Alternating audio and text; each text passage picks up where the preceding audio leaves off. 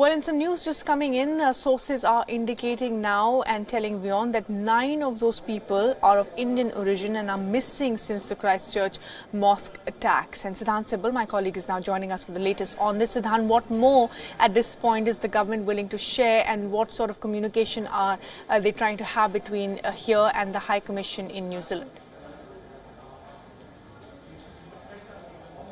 Well, government sources are telling us that there are 9 people who might be Indian or Indian origin, that means Kiwi Indian, who are right now missing since the attack. So clearly some kind of bad news is expected. We know that Asauddin Owaisi has tweeted about Ahmed Jahangir, a person whose images have emerged after the attack, and sources have confirmed that the Jahangir is also missing. His brother is here in India, in Hyderabad, and of course Owaisi has tweeted for the help through the MEA and External Affairs Minister. We know that India's External Affairs Ministry and of course the Minister has been very proactive when it comes to Twitter, and through Twitter they have solved lot of problem of Indians stranded in various locations. But talking about the New Zealand attack which took place today morning, of course it was afternoon in New Zealand, it seems that there is some kind of bad news coming for India. We know there is a lot of Indians and Indian origin people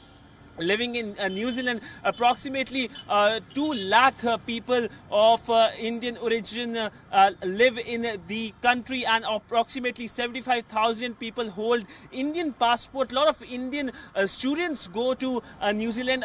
They are the second in number when it comes to the student population. First is of course the Chinese students. So clearly there is a sense of worry here in New Delhi after the attack. We haven't seen any official confirmation, but sources have confirmed that there are 9 people who can be Indian or Indian origin who are missing as of now, and the government is making sure that whatever can be done. We know it's night right now in New Zealand. We have seen how the our envoys, Mr. Sanjeev Kohli, has been speaking to Wion since morning. The first comment came to Wion, and he of course said that at that time in the morning it was an evolving situation, but he is in his mission. The Indian High Commission in New Zealand is in touch with the Indian community members and the hospitals there. There haven't been an official list, though, even though the number of people who died in the attack have been put at 49 by the New Zealand government. But right now everyone is bracing for the nationalities who have been killed, including the Indian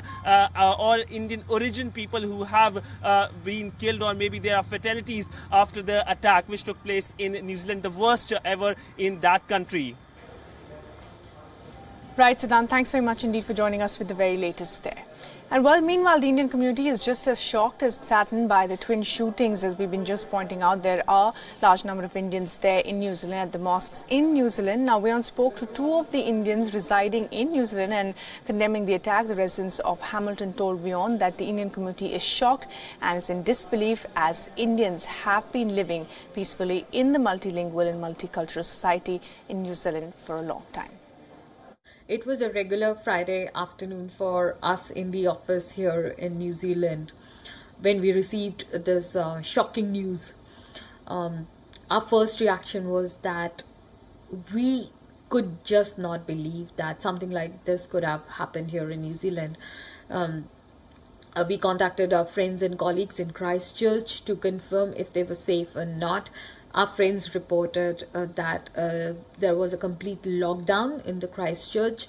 The New Zealand police has requested all the mosques across here in New Zealand to be closed down today.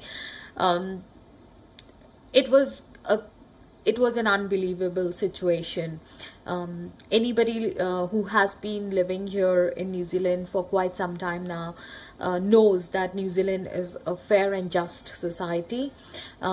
It is a multicultural country, and being at the end of the world map, we never expect that anything like this can happen.